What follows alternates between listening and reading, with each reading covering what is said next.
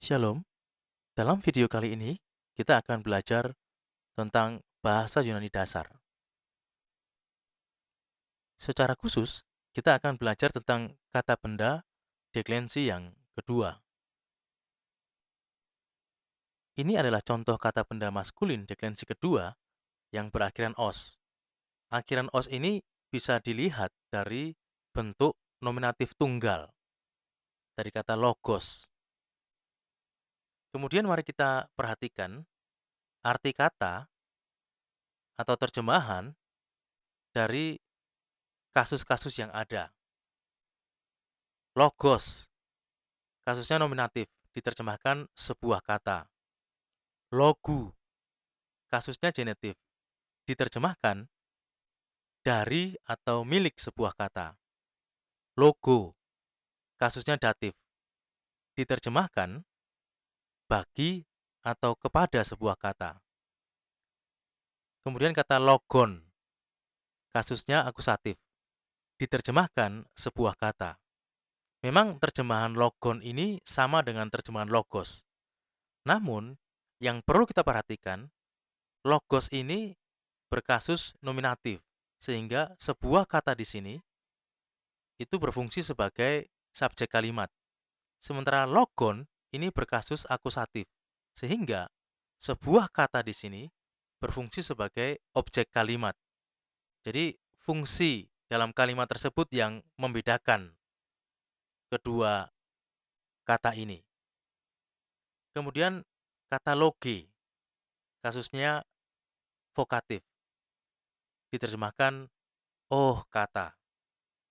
Itulah beberapa contoh penerjemahan kata benda atau arti kata benda dalam bahasa Yunani sesuai dengan kasus-kasus yang melekat dalam kata benda tersebut. Kemudian yang perlu kita perhatikan dan yang sangat penting adalah perhatikanlah akhiran-akhiran dari setiap kasus kata benda tersebut, baik tunggal maupun jamak. Untuk nominatif tunggal akhirannya os. Untuk nominatif jamak akhirannya oi. Untuk genetif tunggal akhirannya u. Untuk genetif jamak akhirannya on. Untuk datif tunggal akhirannya o. Untuk datif jamak akhirannya ois.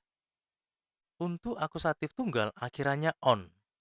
Untuk akusatif jamak akhirannya us. Untuk vokatif tunggal akhirannya e. Untuk vokatif jamak akhirannya oi.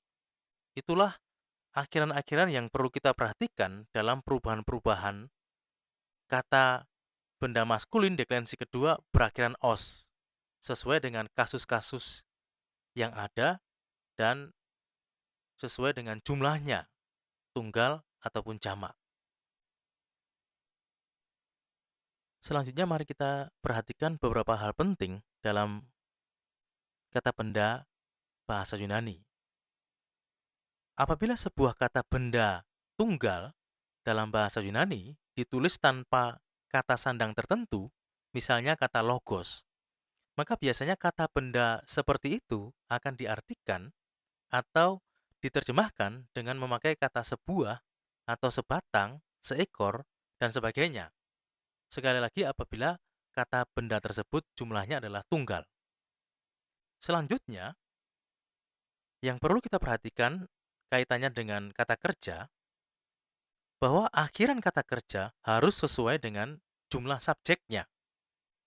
Maksudnya ialah, apabila subjek dari sebuah kalimat Yunani adalah kata benda tunggal, maka kata kerja yang dipakai adalah kata kerja untuk orang ketiga tunggal. Demikian juga apabila subjek dari kalimat bahasa Yunani tersebut adalah kata benda jamak, maka kata kerja yang harus dipakai adalah kata kerja untuk orang ketiga jamak.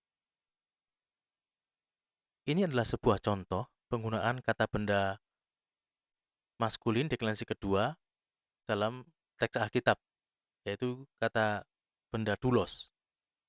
Kata benda doulos dari bentuknya kita bisa menganalisis bahwa ini adalah kata benda dengan kasus nominatif dan jumlahnya tunggal, dan diterjemahkan seorang hamba karena dia ditulis tanpa kata sandang tertentu. Ini adalah contoh lain dari kata benda deklensi kedua. Yang membedakan dari bagan sebelumnya adalah bahwa dalam bagan sebelumnya kata benda yang dicontohkan adalah kata benda deklensi kedua dengan jenis maskulin dengan akhiran os. Sementara bagan dalam slide ini adalah kata benda deklensi kedua dengan jenis neuter dan berakhiran on. Sekali lagi, akhiran on ini juga dilihat dari bentuk nominatif tunggalnya, dari kata ergon. Prinsip yang sama yang dipakai dalam kata benda maskulin deklensi kedua berakhiran os, yang juga diterapkan dalam kata benda neuter deklensi kedua akhiran on adalah kita perlu memperhatikan akhiran-akhiran dari kata benda ini sesuai dengan kasus dan jumlahnya. Untuk nominatif tunggal, akhirannya adalah on. Untuk nominatif jamak, akhirannya a. Genitif tunggal, akhirannya u. Genitif jamak, akhirannya on. Datif tunggal, akhirannya o. Sementara datif jamak, akhirannya ois. Untuk akusatif tunggal, akhirannya on. Dan untuk akusatif jamak, akhirannya a. Terakhir, kasus vokatif tunggal, akhirannya on. Dan untuk vokatif jamak, akhirannya a. Perhatikan bahwa akhiran-akhiran untuk nominatif tunggal, akusatif tunggal, dan vokatif tunggal adalah sama, yaitu on. Demikian juga untuk nominatif jamak, akusatif jamak, dan vokatif jamak, akhirannya juga sama, yaitu a. Bagaimana kita membedakannya? Kita akan bisa membedakannya dari konteks kalimat yang ada. Baru kita bisa membedakan apakah itu nominatif, akusatif, atau vokatif, jamak atau tunggal.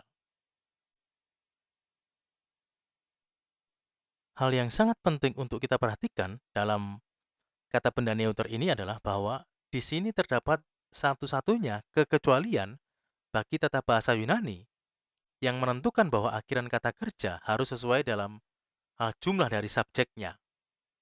Kekecualiannya adalah subjek kata benda neuter, meskipun itu jamak, namun akan selalu diikuti oleh kata kerja yang berakhiran tunggal. Itu adalah kekecualiannya.